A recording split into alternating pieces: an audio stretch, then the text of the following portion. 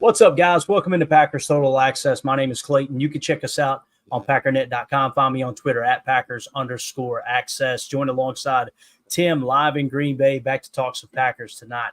Emilio and Jacob are out on assignment. Sound like Emilio's grilling up some steak with the lady friend there, so he's definitely not going to make the show tonight. I'm sure he might have a pop or two as well. But Tim, how you doing this evening, buddy? Doing good, man. Spent the day with my mother-in-law. It was nice. Got over to the west side, hung around 1265 a little bit, ran some errands, got home, did a little work, and ready to talk some ball, man. Happy to be here. Yeah, absolutely. The chat's already lighting up. Appreciate everybody swinging through. Good to see everyone in the house. We're going to hit on the PFF grades from the game yesterday, obviously, between the Packers and the Rams. We're going to touch on that. Got a couple other topics that we're going to hit on as well as the dust kind of settles here, Tim, after this huge win out in LA. It's still amazing. Some people are looking at like, oh, it ain't a big deal. It wasn't that good of a team.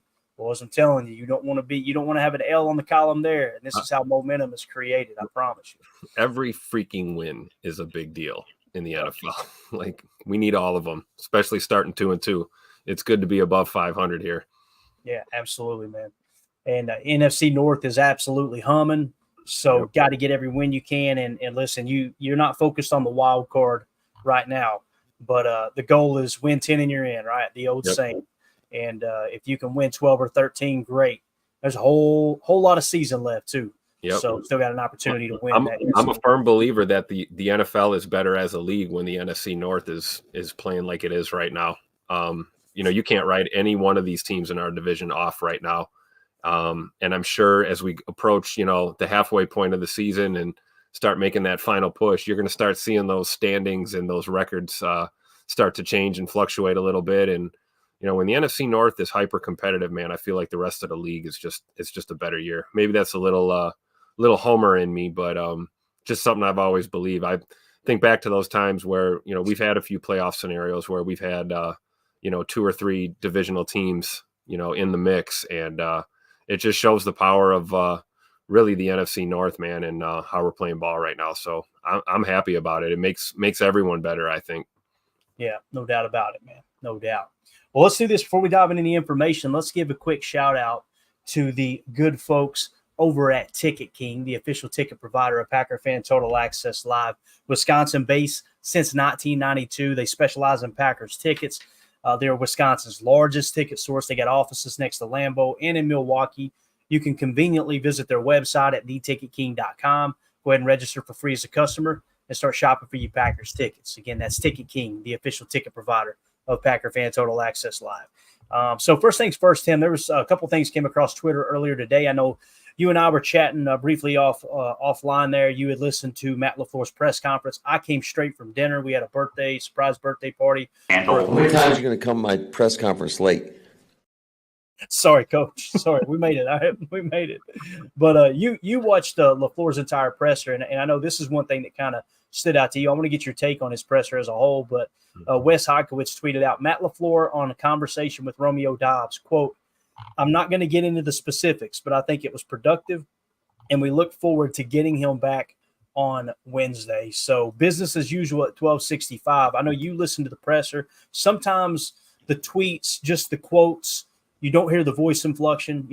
92% of communication is lost through text. So tell me, Tim, how did you feel about the presser and Matt LaFleur, how he handled this whole Romeo Doubs thing? I know you're on the pod. You probably won't be able to see this, but everybody live right now, this is how I felt right here. Tupac LaFleur, keeping it gangster, even at home, even back from L.A., keeping it gangster with the media. Hey, family business is family business. We're going to keep it close to the chest. We're not going to get into details. And I really respect the way, Matt LaFleur handled that. He knew that was going to be coming right away. It was the first questions out of the gate. As we, come on the other side of this Romeo Doubs suspension and stuff. And I love how we got a little bit of information, right? He said, hey, the meeting happened. We had a meeting with him. It was productive, and this team is focused on moving forward. He also went on to give a little bit more info when he said that, like we knew from the beginning, this was an isolated incident, completely out of the blue, not a testament to Rome's character as a person or a player at all. And he's confident that this is not going to be an issue going forward. And that's what this team is doing going forward. So that's my take on it. I really respect our coach for not delving into the details. And I'm willing to predict, I don't make predictions often, but I'm willing to predict that Wednesday after practice, if there's a locker room interview with Mr. Doubs, it's going to be more of the same from Rome. I think he'll say that the meeting was productive. He's focused on prepping for the Arizona Cardinals. We're going to move forward as a team, and we're going to focus on winning ball games. And honestly, that's what you want, right? You don't want these type of distractions anyway. So if all parties involved here, like we dealt with Jair last year, there was a little bit of frustration. There was a little bit of, things that need to be addressed, and there was a suspension involved. And Ja came back a better leader and better player for it. And I'm fully confident that Rome is going to follow the same path. If anything, the league's on notice, man. Watch out for a hell of a game from Romeo Doubs here coming up at Lambeau Field against the Cardinals. So I'm all for it, man. Tupac LaFleur, I love it.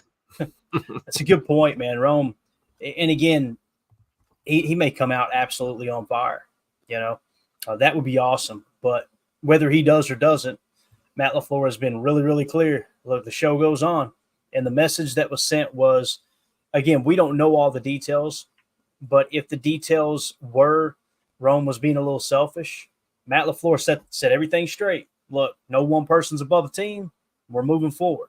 That's right. Me personally, I think Romeo's an emotional player, and he was probably, if anything, wanted to do more for his team and was frustrated at the fact that he, wasn't going to get that opportunity. And again, I'm not in no way, shape, or form am I defending Romeo, but I do want to give him the benefit of the doubt because he seems like a dude that wears his heart on his sleeve.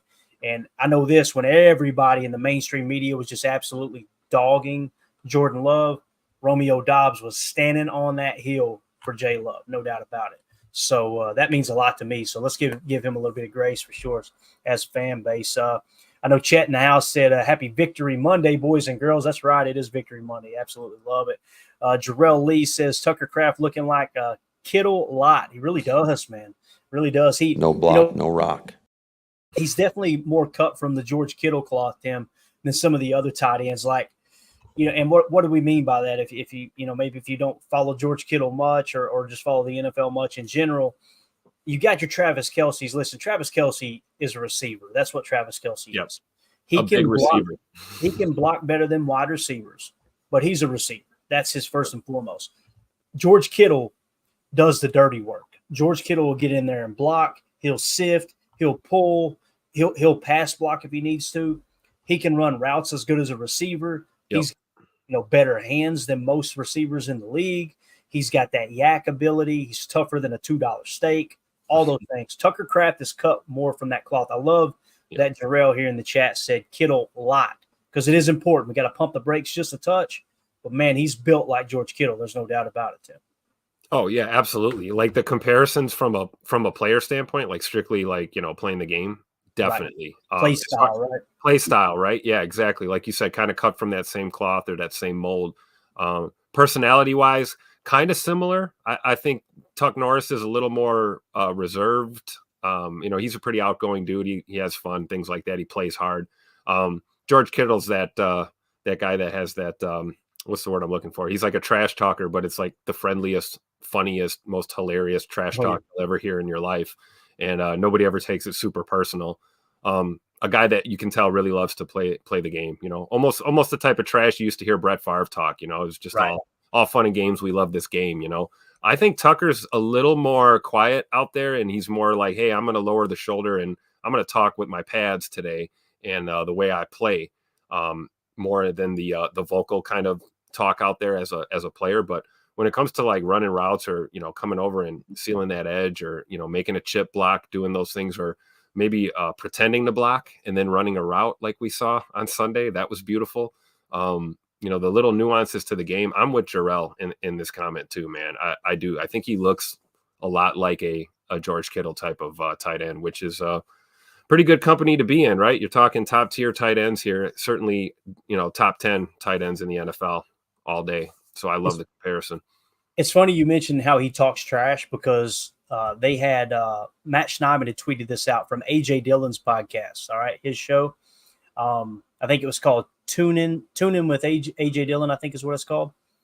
Tune In to Dillon is what it's called. So Matt Schneidman tweeted this out because Tucker Kraft was on the show and he actually talked about this. Matt Schneidman says, on AJ Dillon's podcast, Tune In to Dillon, Tucker Kraft says that he sometimes tells opponents he's going to burn down their childhood home when they trash talk him. So they're like going real hardcore at him, and he just says some off the wall stuff like that. So that you can imagine the comments in that tweet that went out by Matt Schneidman were absolutely hilarious. So I love it. See what I mean? Like a man of few words, but boy, the words I'm going to use are going to really rattle around in your head when you're out there on the next play. No doubt, man. And I'm sure that show's awesome. I haven't had a chance to check it out yet, AJ Dillon's, but yeah, like Randy Cleaver says, Tucker is the Punisher. He's creating a reputation, man, and I believe he's leading all tight ends in yak yards this year. He's also been the fastest clocked tight end as a ball carrier. That 66-yard touchdown run, he was at 19.5 miles per hour. Yeah, that definitely makes the cut for Chalk Talk. I almost had it ready today, but the power went out here again as everybody's still trying to get everything squared away from the storms that blow through. But that one's a fun one to watch, man. It really is. Tucker's the man, man. Really excited to see what he can do as the season moves along here. So I like that quote he had too about like, "Hey, I'm not going to be tackled by some defensive back. Right. It's not going to happen." It was something to that extent. I'm paraphrasing, but he makes it a point of emphasis that he's not going to be brought down on that first contact. He's going to find a way to keep the pad level low, keep the legs moving forward, and you know, it's a game of inches, right? And so when you talk about guys like that can pick you up an extra yard to 2 to 3 yards by just playing, you know, tough big boy football, that all matters, man. It really does. Yeah, it definitely does, man. There's no two ways about it. Eric Sutherland, that mother Tucker's a beast. There you go. You got to really be careful with that one, man. That one's going to get out of hand. I know that one caught me off guard, and then I read it again. I was like, oh, brilliant. I like it. Good job, Uncle Eric. I love it. You made the board tonight. This is a good one, too. Dennis Shook. Tucker Kraft runs with the ball like he has a date with a deer blind in 15 minutes. That is gold. That's the one of the night right there. Here's the guy. I love it. Absolutely love it.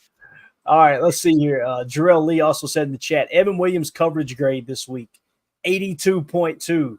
Micah High 2.0 incoming. Laughing emoji. I'll tell you, here's the crazy thing about Evan Williams, Tim.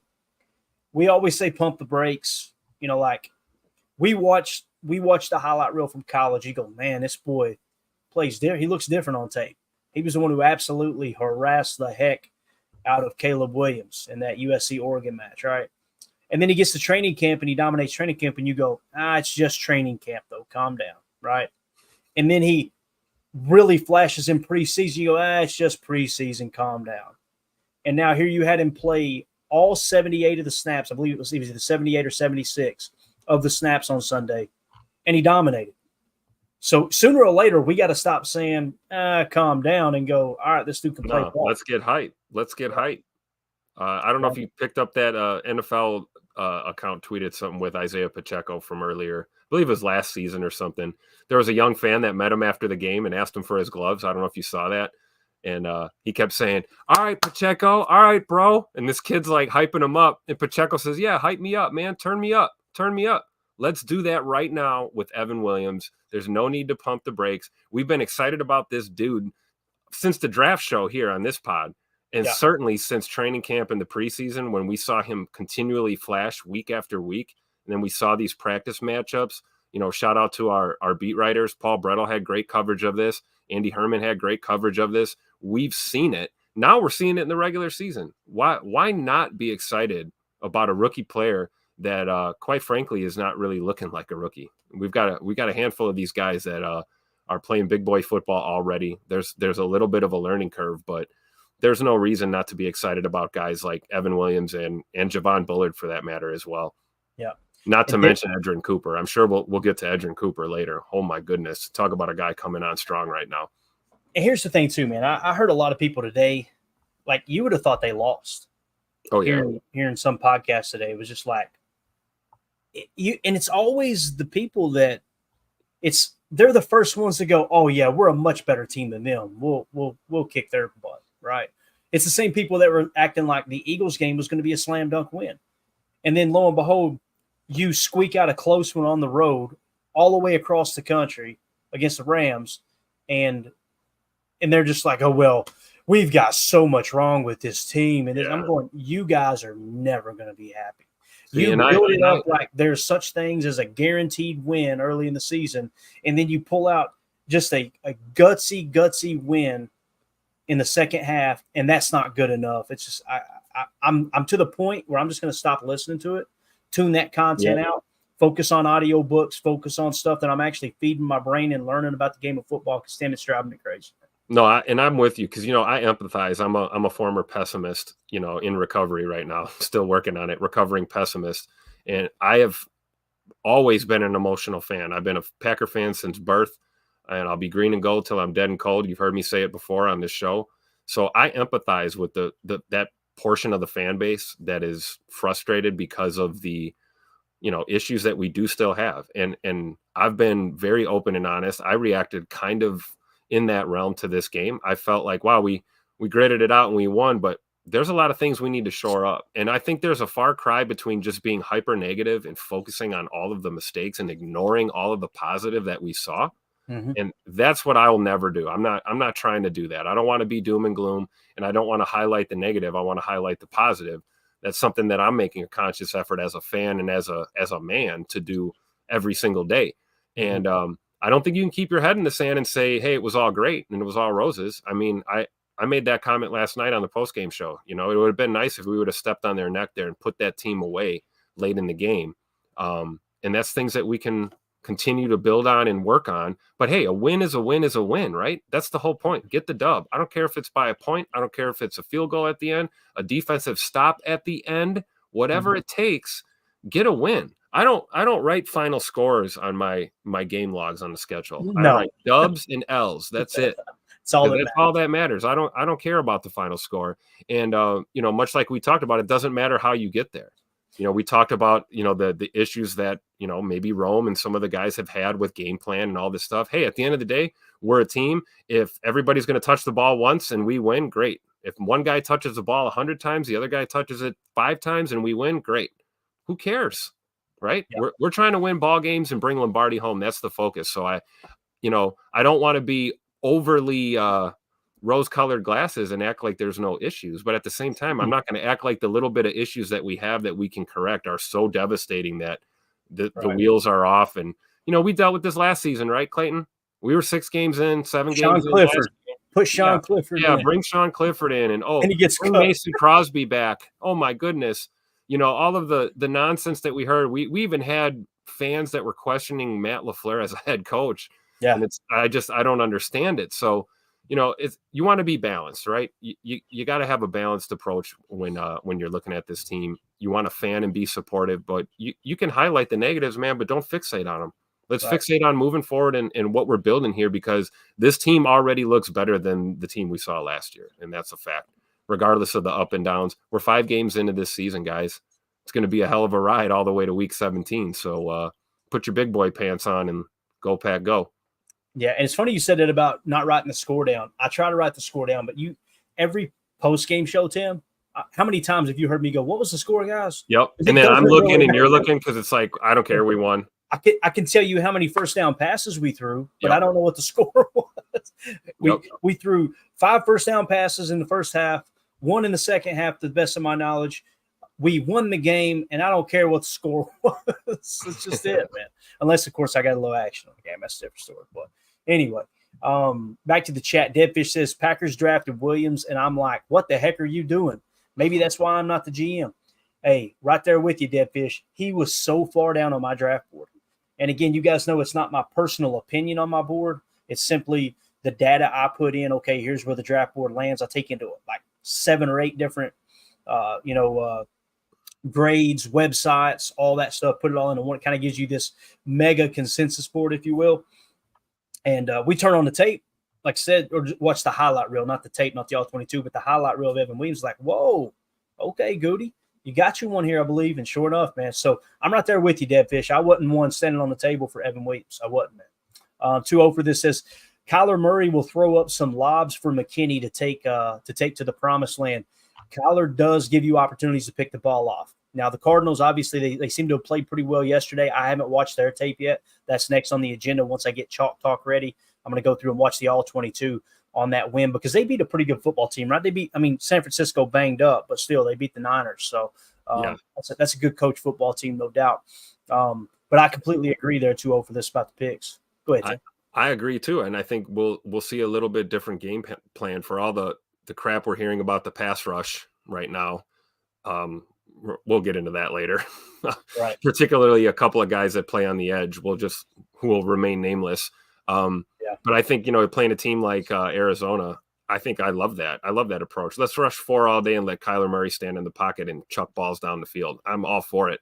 I'd rather do that than, rush 5 or 6 or blitz packages and playing aggressive, and this guy's running all over us. So we'll see. Yeah, definitely. Candid's Road Trip says Tuck Norris, Tupac LaFleur. This guy's bringing the heater. I love it. I will happily claim ownership of those nicknames. I've only had 3 nicknames. Tim's the nickname man here, though, no doubt. J Money is my nickname for Jordan Love too. Notice how none of these apply to none of the players in the real world. These are just my nicknames for him. And the coach. I'm sure Matt LaFleur would not appreciate being called Tupac LaFleur, but hey, maybe he might like it. I don't know. Shout out to Tupac LaFleur. Dan Lang in the chat. Good to see you, sir. He says, when Tucker answered the phone in the airplane hangar in 23, I told people that was a true Packer fit. He is everything I expected on the field and the locker room. And obviously, Dan, the lung dart and the bush latte out there ice fishing, man. He won over a lot of fans' hearts with that, no doubt. Ron Samble says, Matt LaFleur almost had a smirk when he talked about Cooper, talking about Edgerrin Cooper. We're going to hit on that here in a minute. Here's the guy. He's got a reason to, Ron, no doubt.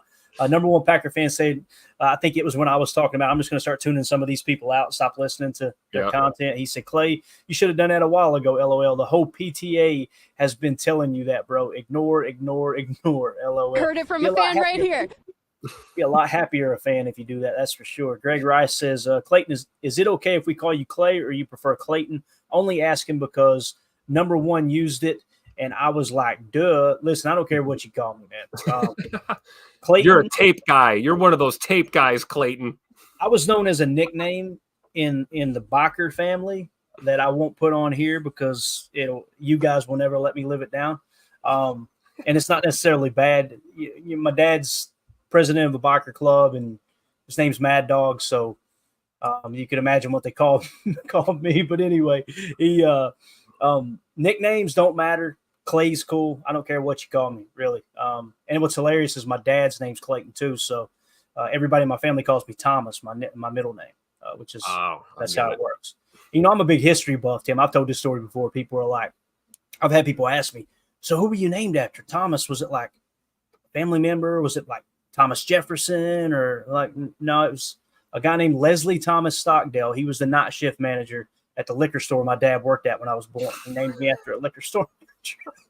That's the most Appalachian story I've ever heard in my life. And I'm pretty sure Dad and him pissed each other off, and he quit working for him like 6 months after I was born. So here we are, man. It's on the paperwork. We gotta roll with it. Y'all think I'm kidding when I talk about my redneck roots, man. It's real. Daryl in the chat says, "Thank you, football god. Kraft really loves being a Packer, man. He's one of those guys too that if I almost said if Coach LaFleur's smart, and we know Coach LaFleur's smart. You want to pick a handful of guys out of that locker room, Tim, and go, all right, that's my go-to guy. That's my go-to guy. And you get their feel for the locker room because guys are going to listen to someone who scampers 66 yards, who's built like a freaking Mack truck and hit 19.5 miles an hour. And he's out there just abusing defensive backs, stiff-arming last week, stiff-arming our boy Harrison Smith into oblivion for that tutter. Like, that's somebody that LaFleur needs to create this small council. Xavier McKinney, Tucker Kraft, Jordan Love, people like that. Get them in a Kenny Clark's another one. I know some people think he's not playing well, and I'm not saying I think that he's playing great, but we've looked at the tape and seen the side to side. We've seen the run stunt and things like that. But get a handful of those guys in, and that's your mouthpiece for the locker room. Like, hey, what are you guys feeling? How's it feeling out there? That's why captains are important. And I know there's some fans that are like, they just need to do away with captains. That's stupid. It's making people mad. If it makes you mad, that's on you.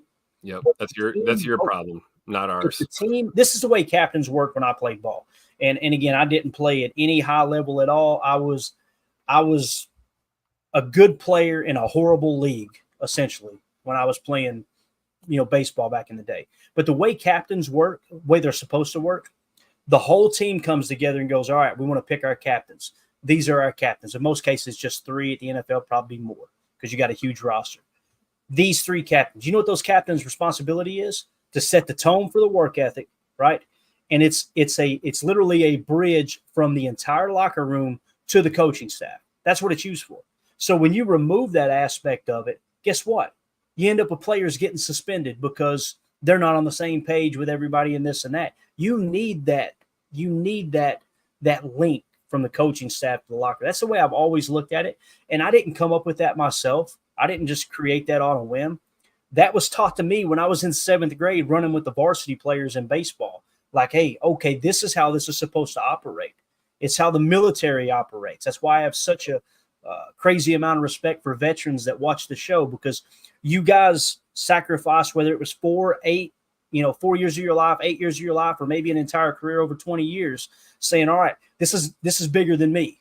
I'm going to work with my brothers and my sisters as a collective unit to accomplish the goal. That's what I love about team sports, man. It really is. But I'm with you, Clayton. 100%. Well said. Yeah. Well Randy said. Klieger says 100% Tim to you earlier today. Earlier that night. I'm not sure what we were talking about. But speaking of veterans, my man Chris C says, hey, everyone, my voice is still gone from yesterday. No better way to celebrate a victory Monday, LOL. Appreciate you tagging me in the tweet too, Chris.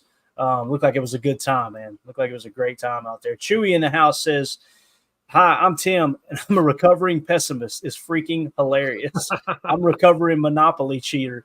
My kids wouldn't even play with me. LOL. Man, Monopoly. I've seen knives get pulled out Monopoly games. Man, you got to be careful with that stuff. I love and Christopher Coleman went on to say, I saw someone say Kraft, yak, and cheese today, and I can't get over it. I love it. Bro, that is brilliant. Somebody's making a T-shirt right now. I guarantee it. Oh, Kraft, yeah. yak, and cheese. Already in the works. The order's been placed already. That is so good, Chris. That is so good. Listen, there's a couple websites. Go online and get, what do they call it? Intellectual copyright. You need to get that right now. I think that's what the proper term for that, right? Get that locked up right now, sir. That's excellent. All right, so let's do this, Tim. Let's shift gears. Let's talk about Xavier McKinney for a second. I thought this was awesome. And thank y'all for being so active in the chat, man. This is awesome tonight. We're having a really good just good feedback is great, man. We want you guys to steer the ship on this show.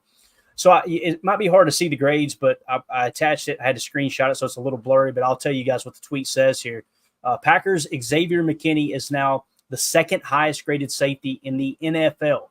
Guess who's 13th, Tim? Mr. Evan Williams. Here's a guy. So, again, Javon Bullard, according to PFF, not playing that well. When I see Javon Bullard, his coverage at the safety position, playing that top safety, sometimes I feel like he struggles.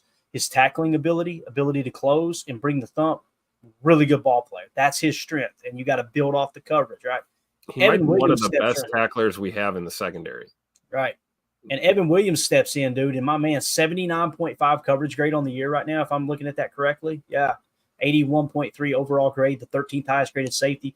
Yep. You couple that with Xavier McKinney, bro, we are on the right track in the safety room, and these guys are going to be around for a minimum of 4 years. Minimum. Yep. And there's your other top tackler, right? You talk about Bullard and Williams. Those guys are physical football players in that secondary, And, yeah, you got Xavier McKinney back there. That's the, maybe captain isn't the word. How about general, the general of that back end of that defense for sure. And, you feel good about it. You can talk about the varying degrees of play by our defense. We talk about guys on the D-line, right?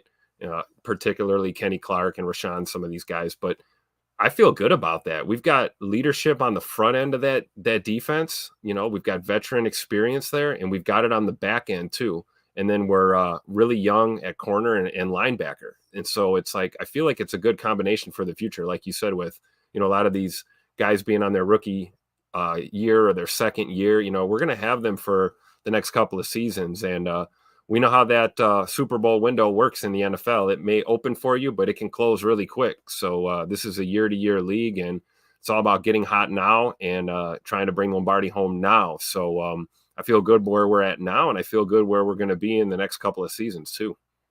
Definitely. Greg Rice in the chat, member of the PTA Posse. Good to see you, buddy. He says, did you guys talk about what Herman said? I'm assuming Andy Herman said about all the holds on Gary to Clay's tweet. I didn't see it, Greg. Put it in the chat, man. That tweet blew up.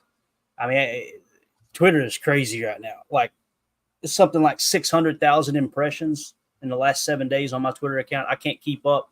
It runs. And it's hard to even comment. I'd love to have a conversation with people and get kind of how people are feeling about certain things. But once it takes off, it's like, okay, most of the time the phone crashes anyway because there's so much interaction there. But put it in the chat for me, Tim, if you'll help me kind of keep an eye out for Greg Rice. I'd be interested in what Andy Herman said. Now, there's been a lot of people tell me that Andy Herman is really, really, really down on Gary. If that's the case, and we're on the opposite end of the spectrum there. I think Gary's having a bad year. When I say bad, he's not playing like he's capable of playing, but also I'm watching the tape and seeing this dude is getting chipped like crazy, which kind of leads into this point right here, Tim. I had tweeted this out from Jacob Morley, and I wanted to attach everything here so you could kind of get the whole gist of it. But so what I did on this tweet, guys, make sure you go give Jacob Morley some love here. I copied and pasted the actual Twitter link, but with me attaching a video to it, it wouldn't show the screenshot. So I screenshotted it as well. So make sure you guys go give him a follow and everything. But this is what he said. Jacob Morley, one of the best follows in Packers Twitter.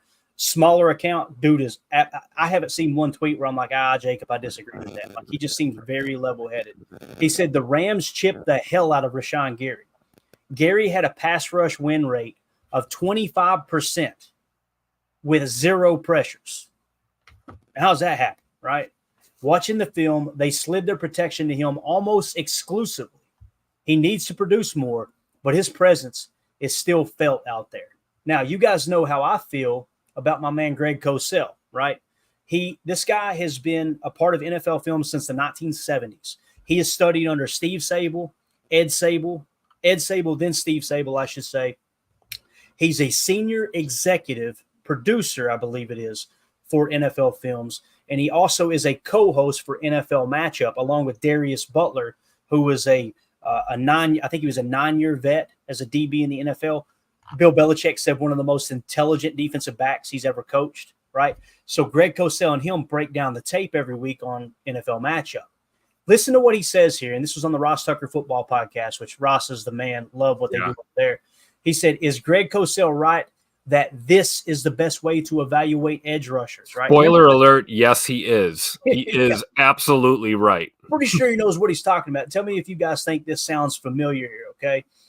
Again, he's talking about the proper way to evaluate the edge position. Be ready to turn the volume up. I've got it cranked, but it's a very low-volume video. Here's the civilian GOAT, as Ross Tucker refers to him as, Greg Cosell. You know, it's funny. I always get asked in various places, Ross, about guys and sacks, pass rushers and sacks, because fans often see, he only has such and such number of sacks. What's wrong with him? That is not the right way to evaluate a pass rusher. The right way to evaluate a pass rusher, in my view, is how offenses account for him in those critical situations, high leverage situations, long yardage.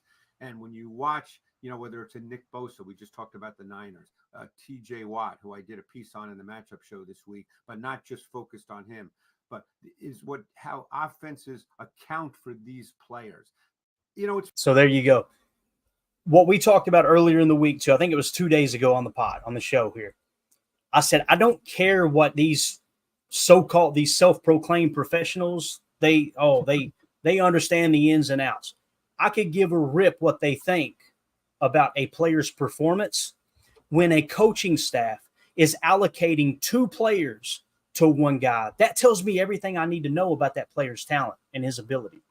And usually when you point out those numbers, again, think about what Greg Cosell just said, and then go back to Jacob Morley's take here. The Rams chipped the hell out of Rashan Gary.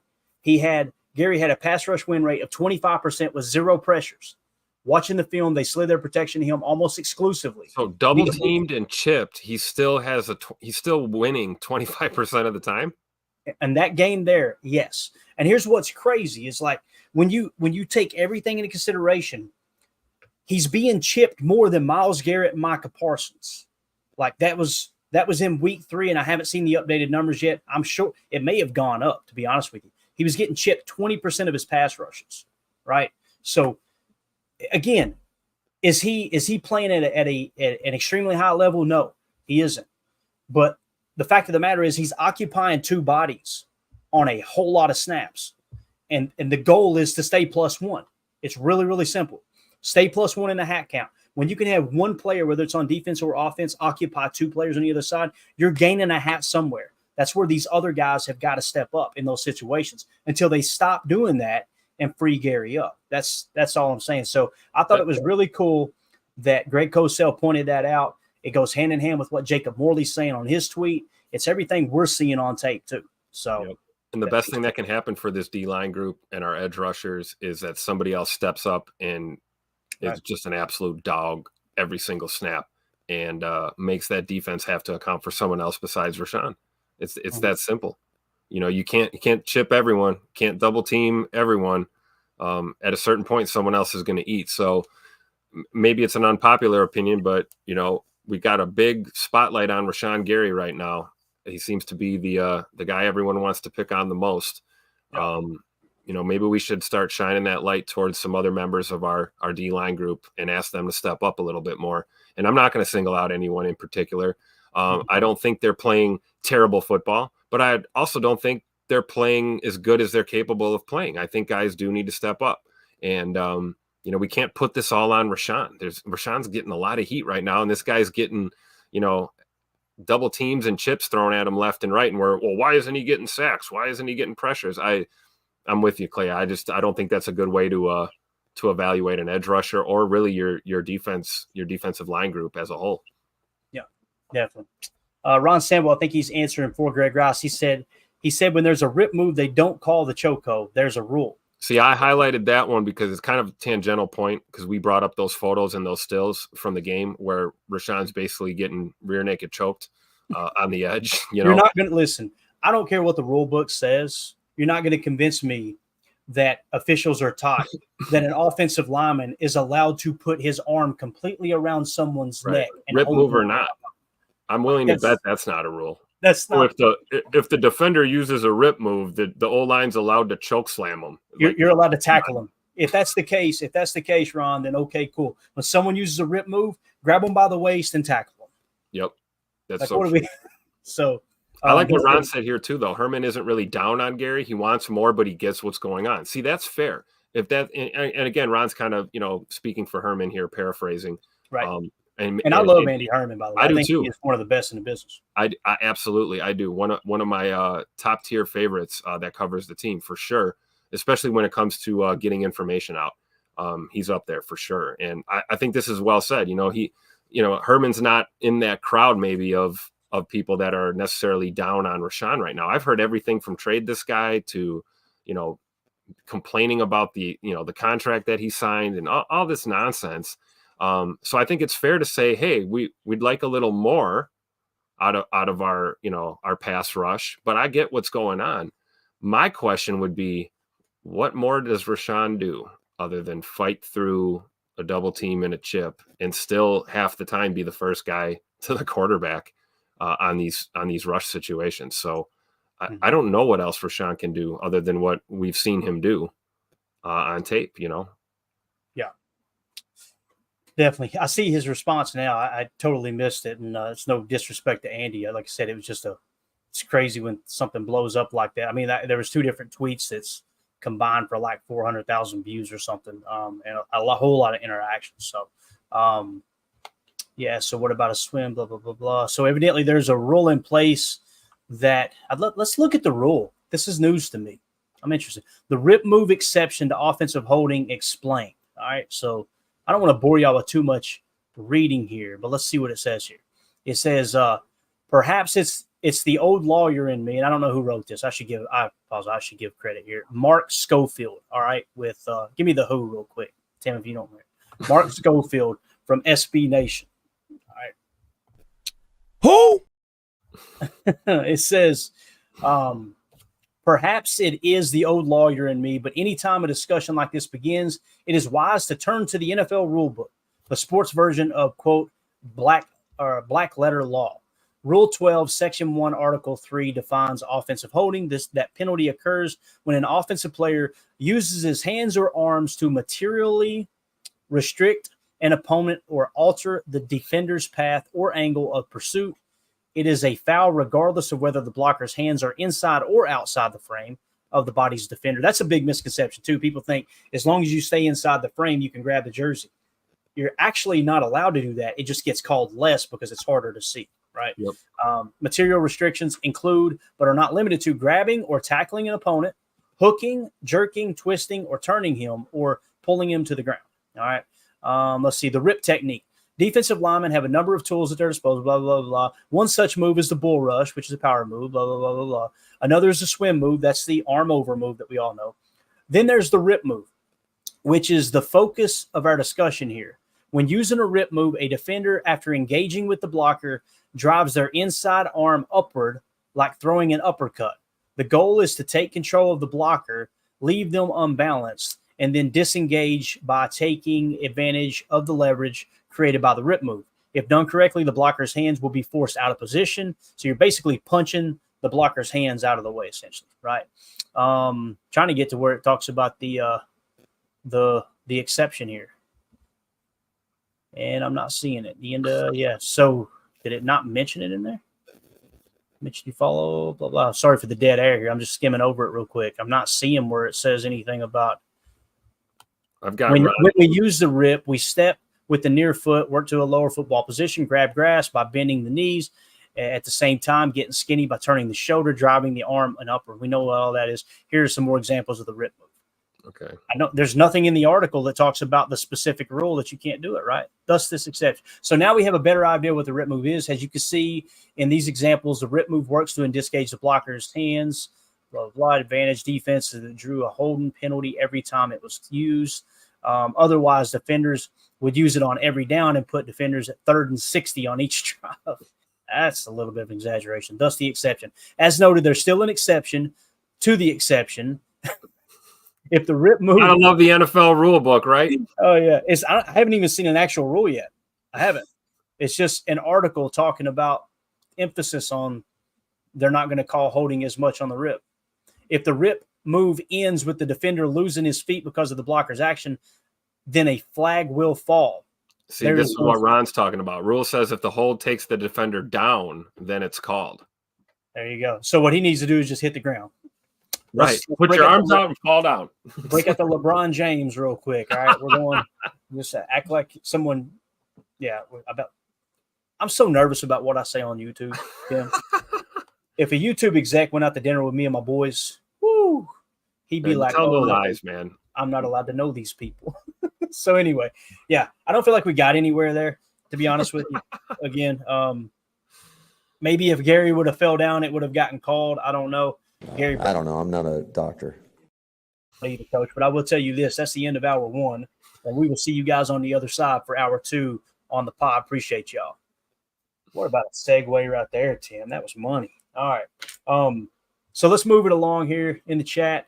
What does it mean to have a pass rush win rate, or a pass win rate, I should say? Steve 54 asks. Oh boy. So Steve, pass rush win means you beat your blocker.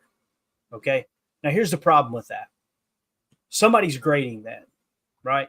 So who's grading it? PFF has someone grading it, I'm sure. Next Gen Stats probably has someone grading it. And like Michael Lombardi always says, who's evaluating the evaluator? It's the same age-old argument with PFF. We don't even know the name of these people and their background and their experience grading this stuff. It's an extra set of eyeballs, and that's why I try to use as much information as I can. And I include PFF and Next Gen Stats and everything.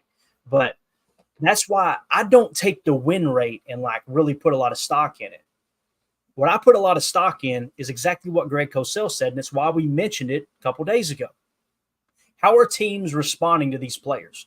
Are they chipping them? Are they double teaming them? That shows their true value. That shows how effective they are. If Preston Smith was a better pass rusher than our boy Rashan Gary, then guess what would happen? He'd be the one getting the majority of the chips, and they would be letting one-on-one matchups happen with Rashan Gary. That's not what's happening, right?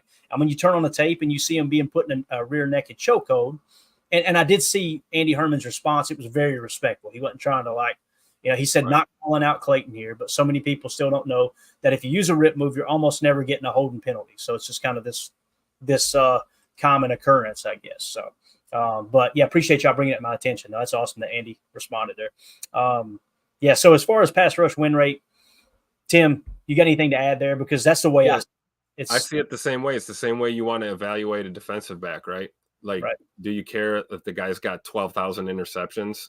No, you want to look at, is he tilting the field? Our offense is afraid to throw that way. How is he influencing the game simply by being out on the field? We talk about that with top tier receivers, right? A true number one receiver, it was like the infamous Randy Moss coach Belichick interaction when he was trying to talk to him about, well, if they go single high here, and Randy says they're not going to go single high because I'm on the field. There's going to be two safeties back there every time I'm on the field. That's how you evaluate top tier talent, man. It's like the impact you have on the game simply by just being out there.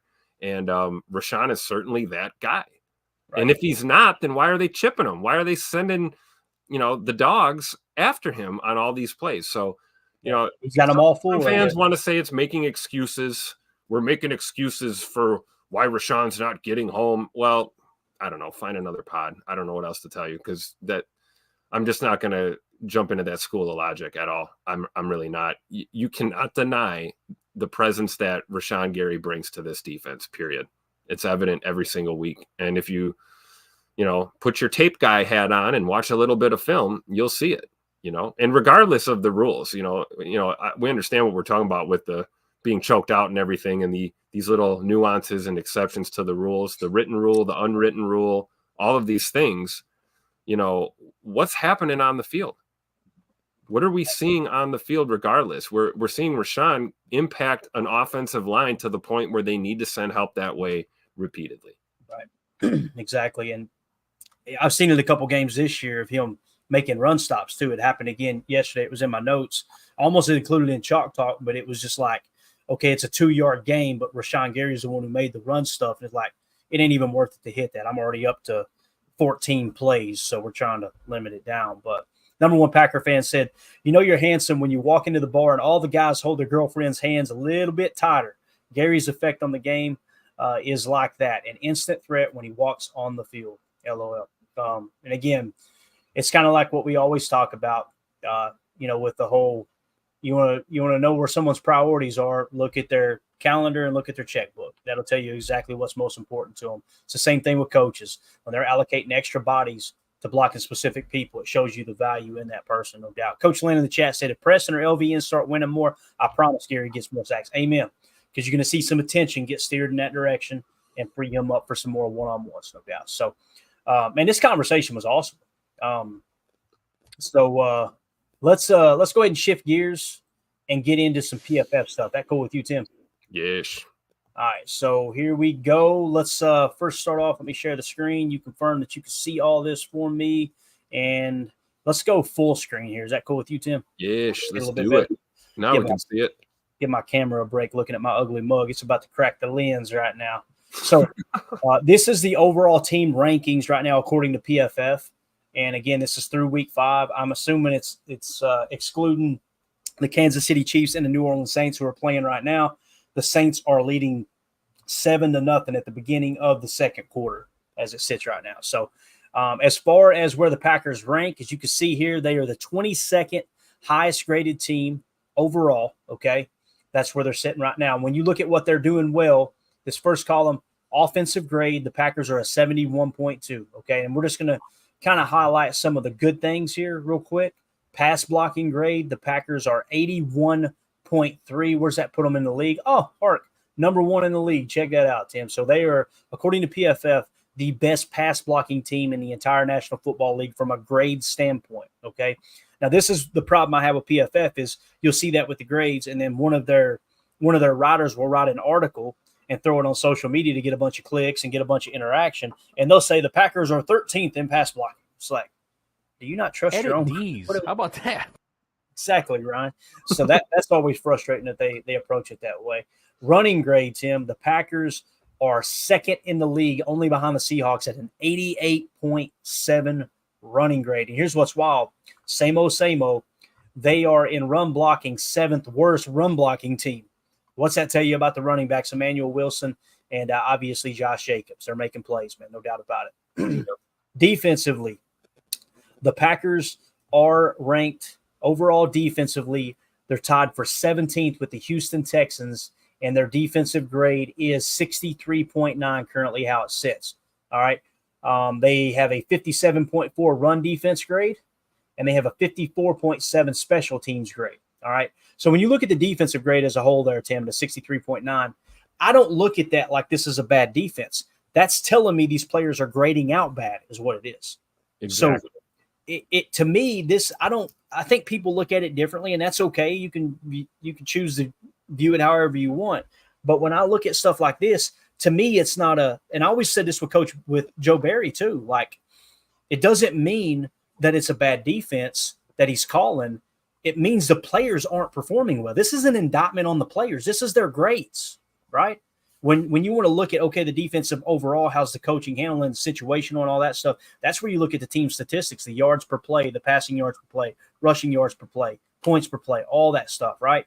That's the stuff that's kind of geared around, all right, what kind of results are the coaches getting here as opposed to the players' grades themselves. So that's kind of how I always look at that. It's like the think play or not play mentality, right? Right. Like we got to think about the players. If guys aren't executing, things are, it's not a full indictment on the system or the defense as a whole. It's more of a, how are these guys executing? Right. So now when we go to the week by week grades, we're just going to do overall real quick and how the Packers have either improved or declined here. Okay. So week 1 overall grade 60.8, week 2 68.3, week 3 71.1, week 4 64.7. And then week 5, 66.1. So you're kind of seeing the floor is a 60.8, and the ceiling so far has been a 71.1. As far as either way, at 66, 70.1, it's bigger than 65%. 65%. That's what we right. Might actually average out to 65. That would be hilarious if the average number there would be 60. I almost want to do the math here. This is where I would tell y'all to say something smart just to see if it would. But anyway, that's how they're kind of grading out overall and how they are, doing from a consistency standpoint throughout the season. Now let's talk about the specific grades team-wise for this win out in LA. All right. So overall 66.1, offensive grade 61.9, passing grade 47.1, and you still won the ball game. That is wild. Pass blocking grade 60.8. This is their worst pass blocking grade of the year so far, according to PFF. Receiving grade 65.3. Running grade, this is their best, hands down, 88.3. So the running game was there, no doubt about it. Run blocking, 47.6 on the run blocking. That's their worst run blocking game. So the backs really showed up, man, according to PFF. Defensive grade, 69.3. That's their second best performance this year, only behind the Titans game, which was a 72.4. Run defense, 61.6. That is their second highest, only behind the Titans game. Tackle grade, 56.5. Pass rush grade, 71.2. That's their second highest pass rush grade of the year as a team, only behind the Titans game. And then coverage grade of 65, which is third best on the year. And the special teams grade of 52.4, which is actually their worst special teams grade of the year. You guys know there's a lot that goes into the special teams grades. So let's jump into offensive here. Here are your offensive performances against the Rams in week 5. Let me close this in, make it a little bit easier here. There we go. So leading the way, Tim, Josh Jacobs, 78.3 offensive grade with a 79.7 running grade. Tucker Kraft, 75.3. The passing game grade for him in the passing game as a receiver, 87.7 for Tucker Kraft. Pass blocking grade, 70.9. Run blocking grade, 47.6. But you guys know he was a big, big part of the game plan, getting that guy the football in space in the passing game. I almost feel like, what if this is part of the game plan that Romeo Doubs noticed and was like, man, I ain't going to be a big focal point this week going back home to LA. You might, all speculation here, but you can tell one thing's for certain. They said this game here, we're getting Tucker Kraft the ball and we're getting him the ball in space, Tim. Yep. And it paid off, right? I mean, definitely. Look at the numbers, right? Clearly it worked. Yep. Emmanuel Wilson, 71.8. Pass blocking grade, 19. Running grade, 75.3. In the passing game, 59.2. But again, a 71.8. Pretty solid performance by Emmanuel Wilson overall. Jaden Reed, 71.6. Had a running grade, or the running grade, 72.0. In the passing game, 67.5. The thing I like about PFF, consistency is going to get you a much higher score, right? That drop hurt him a lot, just like penalties will hurt you a lot. I kind of like it because it's crucial. I agree. That's kind of what we saw with the passing grade, right? I think the J Love pick six in the end zone there, that really, really tanked the pass grade for the team. Yeah, no doubt about it, man. Rasheed Walker, 68.1. Bo Melton, 68.0. Andrew Beck, fullback, got 3 snaps. I don't remember that. He got a 60. Ben Sims got 19 snaps. He's a 57.4. I was thinking, what Musgrave active? He was not active, was he? Musgrave? No, I don't think he was. Okay, got it. All right, I got that mixed up. So Ben Sims, 19 snaps, 57.4. Not great, but that run blocking grade there, which is his primary role, playing that U position, doing a lot of sifting, things like that. 62.8, not horrible there. Elton Jenkins, 56.1. 56.1, pass blocking grade of 82.4, run blocking grade of 48.2. Dontavion Wicks, 53.5. He had a penalty and he had a drop or two too. He had multiple drops again, I believe. So got to get Tay Wicks back on track, no doubt about it. Sean Ryan, 53.3. He kind of came back down to earth. Last 2 games, he's been playing really well. Zach Tom had his worst game of the year, 52.1, but he did have a penalty. Malik Heath, 51.1. He had 2 penalties. All right. Run blocking, 62.3 there, though. Jordan Love, listen, you seen the pick 6. You knew he was going to grade out bad. 51.1 there. He did get a 69.1 running grade there as he scampered for that 12-yard first down. That actually made Chalk Talk, believe it or not, Tim. And nice. It was. Here's the note I have for it too, and we're gonna obviously show it hopefully tomorrow or Wednesday. But that first down that he gained, I made a note. That came in the 4th quarter, 10:42 left. It was a 3rd and 12, Tim, with 10:42 left at their own 30. If he doesn't gain those 12 yards on the ground with that sore knee and get the first down, you know what happens? Because we got that first down, that led to 10 more plays before they punted, and they eat up 4 minutes and 40 seconds off the clock. That's right. That is huge, absolutely huge. So, and the big thing here that sticks out to me is Josh Myers. He was the lowest graded player on the offense. I hate saying anything bad about Josh because I know what he's going through, losing his dad not too long ago. And it's been several weeks ago. And you guys know I lost my brother earlier this year. He was like a dad to me. I couldn't imagine going out there and trying to play at a world-class level, playing a professional sport. But if we were to remove that emotion and that sympathy for his loss, which is absolutely huge, this is what we've seen, right? Like he's not a good center.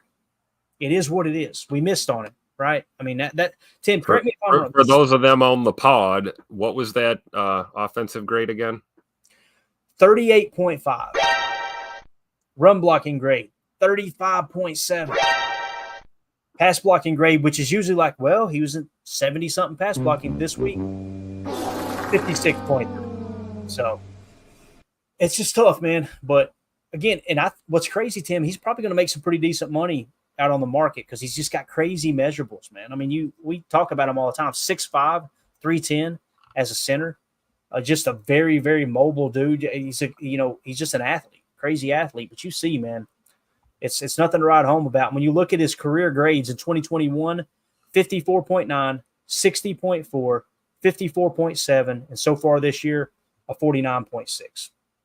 I just I can't keep doing it, man. You know, you gotta. Again, if you see it, you got to say it, and not a good look there. So that was your offensive grades. Anything else you want to hit on there, Tim? I'm sorry, I can go back to the screen there. Is there anything you want to add to that conversation there? Just on the grades overall, the team grades, especially, we talked about a really low run blocking grade as a team, and then yet we had Josh Jacobs grading out at a 78.3.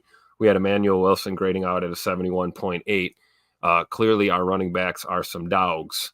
And if you need any evidence of that, just take a look at the Josh Jacobs touchdown. I mean, that looked like an A-gap run or something. And the minute he got that ball, there was just nothing there. That whole interior of that line collapsed, and he was able to use his athletic ability and, quite frankly, his experience as a ball carrier and patience as a ball carrier to wiggle out of there and find an angle and get to the end zone and basically get us a touchdown by about 3 or 4 inches.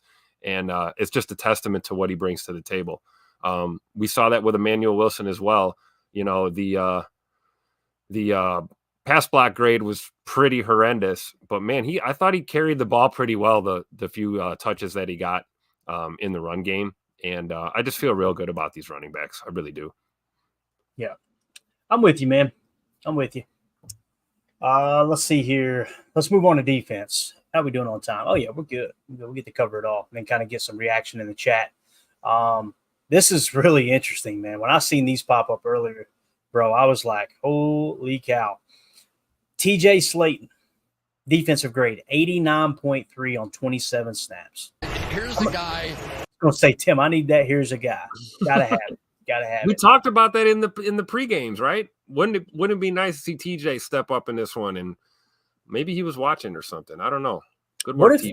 What if the guy that was kind of drafted to be a 34 nose ends up being the better 4-3 defensive lineman? Wouldn't that be wild? Like, You heard it from a fan right here. get him some more snaps, and he had more pass rush snaps than he did run defense snaps. Obviously, he had 15 pass rush snaps to 12 run defense snaps, but 89.3, 79.2 run defense grade, 70 tackle grade, and a pass rush grade of 75.7. Grave Digger 2.0. Let's go. DAWG. Dog. Xavier McKinney, 88.3. This dude keeps getting better, Tim. I don't know. Here's the guy. I don't know what to say, man. Like I'm giggling like I feel like we just robbed a bank or something. You know what I mean? And nobody saw it. It's like, yes, that's right, Jacob. 88.3 overall grade, run defense grade 73, tackle grade 78.4, coverage grade 81.3. Just an absolute dog. Now, we talked about Edgerrin Cooper leading into this game, and we said we need more snaps, right? And asked Tim pregame, how many snaps you want to see? Man, I'd like to see somewhere upwards of 25. He finished with 30. Let's go. 30 snaps, right? 18 of which was in coverage. He had 5 pass rushes and 7 run defense snaps, okay? So totaling out to 30 there. His overall defensive grade, 85.5. Run defense grade, 64.2. That's not horrible. It's not. Tackle grade, 79.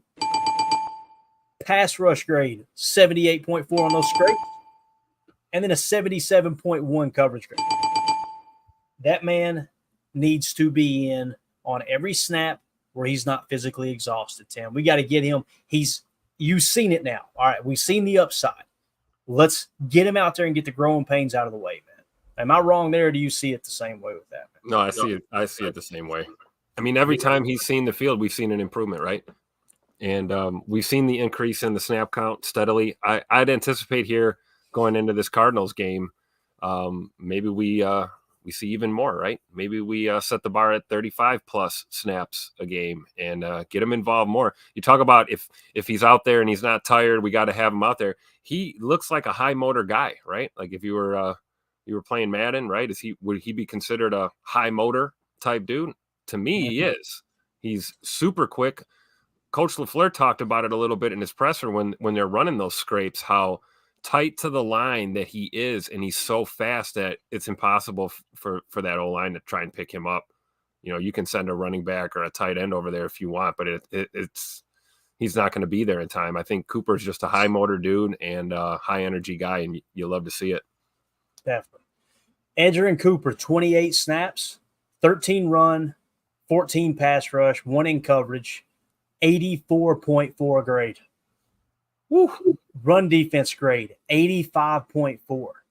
Tackle grade, 73.2. Pass rush, 63.1. Coverage grade, 60. Basically, ball didn't come his way, I imagine, is why he got that score. But the run defense grade, punching that ball out for Xavier McKinney to recover, absolutely huge. It makes chalk talk this week. I mean, I'm trying to think of where it was at here, too. Where are you at? Save McKinney interception, blah. There it is. So it came in the third quarter, in the middle eight, 11:58 left in the third quarter. That's what sealed the middle eight for the Green Bay Packers. Absolutely huge. Enigbare forces the fumble. It was a 2nd and 6 play, so they were well on schedule. They were at Green Bay's 27-yard line. And McKinney just being a ball hawk, even when the ball's on the ground, is just absolutely wild, man. Enigbare, the real deal. This one gets me really excited. And not just because Evan Williams graded out as an 81.9, but look at that snap count. We talked about on the postgame show. 78 snaps. Here's the guy. 49 in coverage, 29 in the run game, 81.9 defensive grade, coverage grade 82.6, tackle grade 48.4, kind of surprising. Run defense grade 57.7. But, man, it's awesome because Bullard seems to be the better run defender, and you got Evan Williams, who I was thinking would be the better run defender. It seems to be playing better coverage as it sits right now. So when you got a safety that's going to score over 70 PFF coverage grade, and that really is going to free up Xavier McKinney to do his thing, man. You know, you don't have to worry about, man, we got to really protect that dude back there. He's not ready yet. You got to keep putting Evan Williams on the freaking field, man. You got to. Absolutely. He's earned it at this point, right? Yep. And you're starting to see it now. What did he have on special team snaps? Do we have that? Yeah, we can let's see here. You're talking about Evan Williams, right? Evan Williams, yeah. Yeah, we'll come back to defense just a second. I'm just trying to see if there's a correlation, like maybe, oh yeah, look, scroll down that list.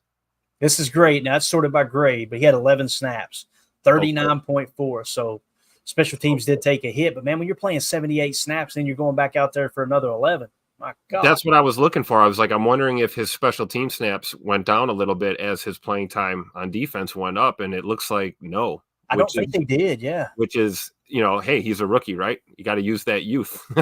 We can get away with that right now. He can do that. I mean, it's pretty close to playing both sides of the ball, right? You're playing all these special team snaps, and then your snap count is increasing on the defense as your role is more established and solidified. So I would think at some point, if he continues to play more on defense, or maybe even transitions into maybe even a starting role at some point, I would think the special team snaps would come down at least a little bit. Yeah, definitely. Kenny Clark, 78.7. That's what I'm talking about, man. Let's go, Kenny. Amp it up. Run defense grade 64.7, tackle grade 68.7, 70.8 pass rush grade. Looked like he had some coverage snaps there too at 61.7.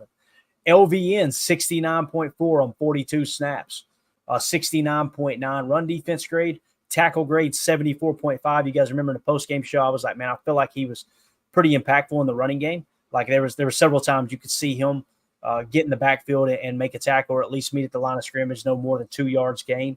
I feel like that's his strength, to be honest with you. He only has one pass rush move, and it's just kind of power, essentially.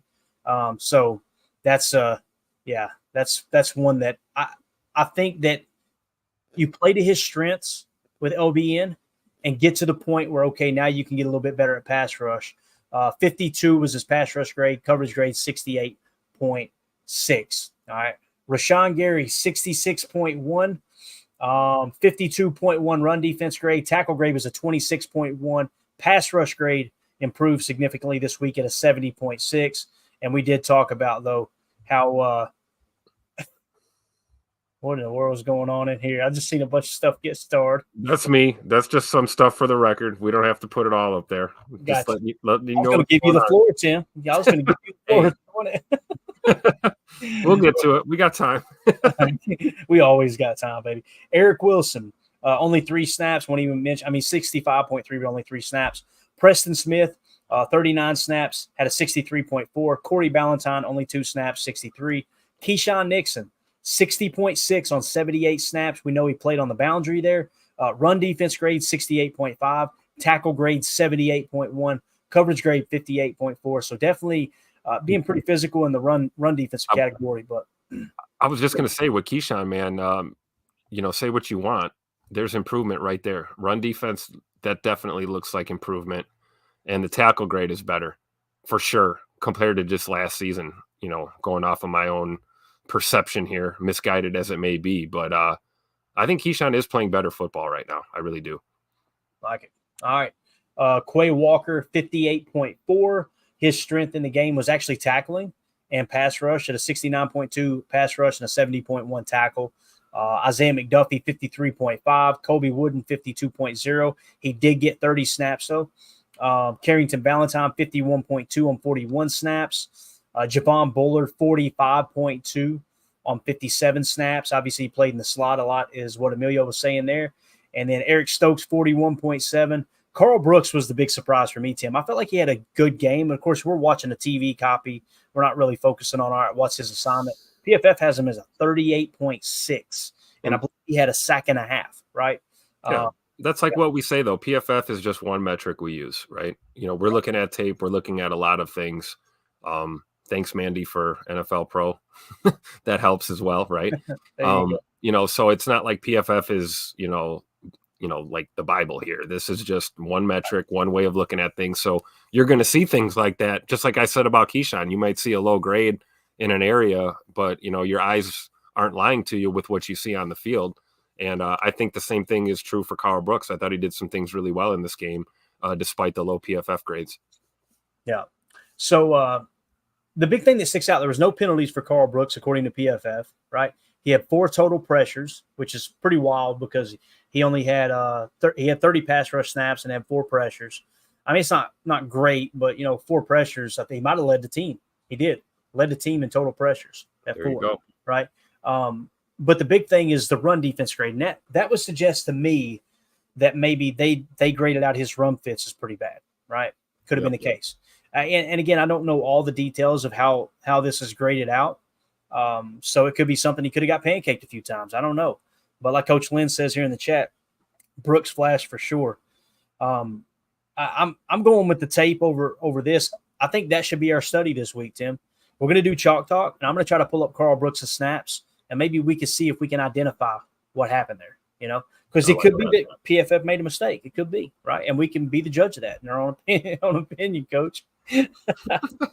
So there you go. All right, we're at the 112 mark. Just a quick look at special teams. We kind of hit on it already. Corey Ballantyne, 70.9. Javon Bullard, 69.8. So you've seen Javon Bullard's snaps go down. PFF grade on special teams goes up. You've seen Evan Williams' snaps go up, and this special team grade goes down. I think there is a correlation there. I really do. Zane Anderson, 67.4. Chris Brooks, 64.2. Matt LaFleur talked about it when they went and signed Chris Brooks, the running back. They said that he's got a lot of value on specials. He wasn't lying. That's the 4th highest graded player there.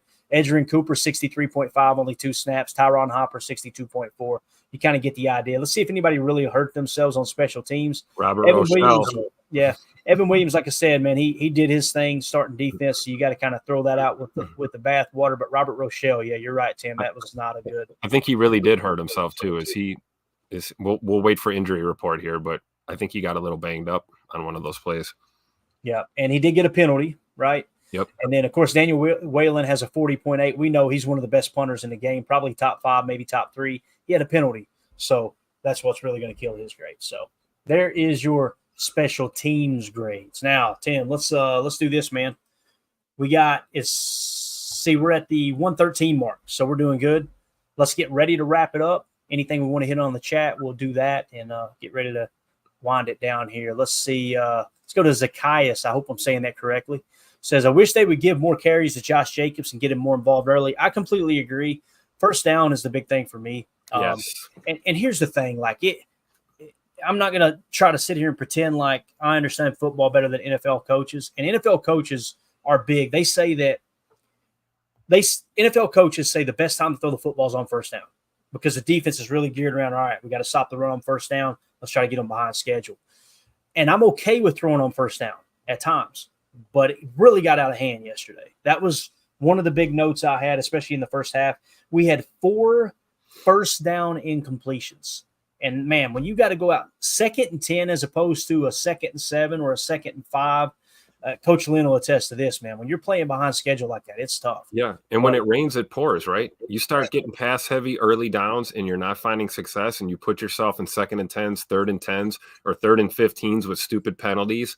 The whole world knows you're throwing the football on those downs. There's absolutely zero deception with what you can do. And we saw that a lot. I think it's a testament to kind of like, Matt LaFleur made comments about this in his presser about Jordan Love wanting to push the ball downfield. And it's one of the things that he loves about Jordan as a quarterback. And I do too. I respect that in his game.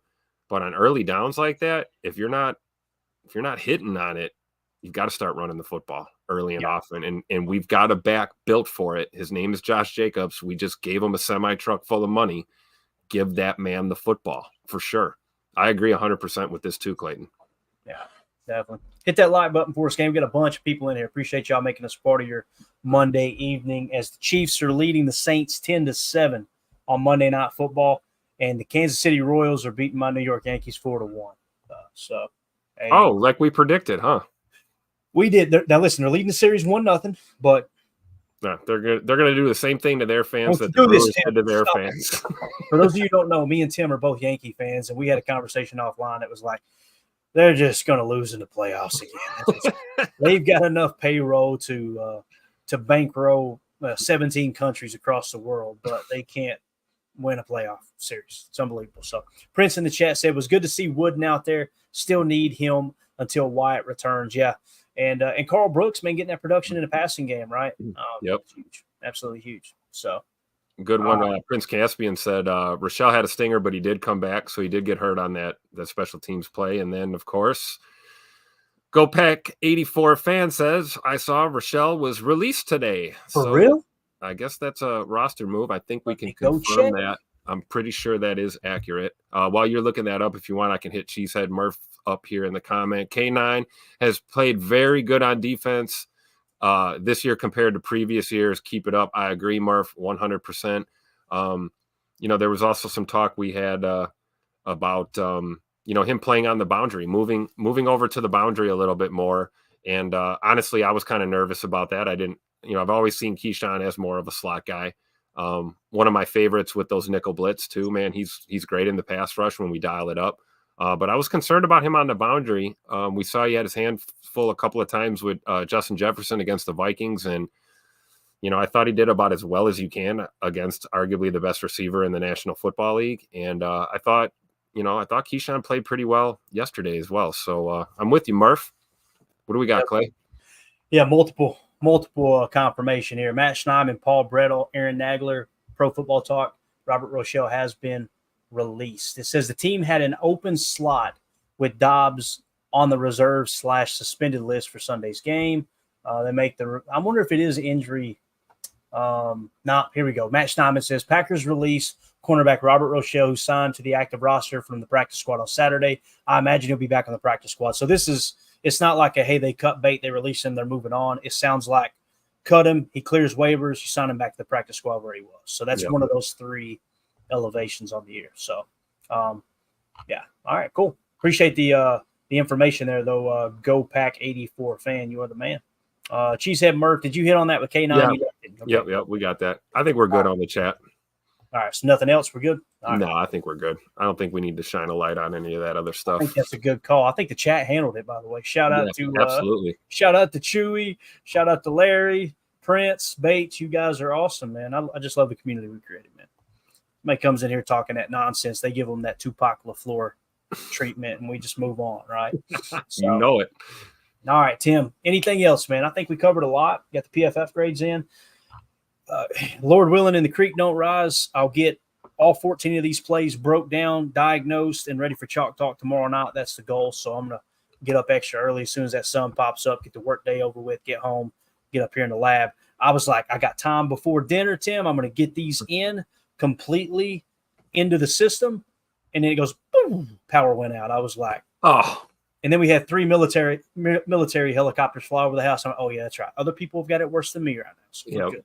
Yep. They're flying supplies constantly over to Asheville and up to Irwin and everywhere here in the area. So thoughts and prayers out to everybody that was affected. I think they recovered 5 of the 6 missing people in Irwin. So they recovered their body. Unfortunately, they perished, but at least the families get closure there, obviously. So thoughts and prayers to all their family. It was bad, man. It was pretty bad over here. I've also heard too that they're looking for heavy equipment operators down in those areas.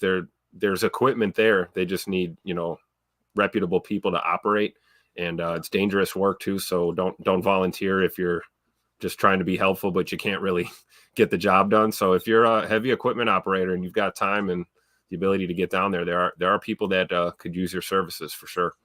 Absolutely.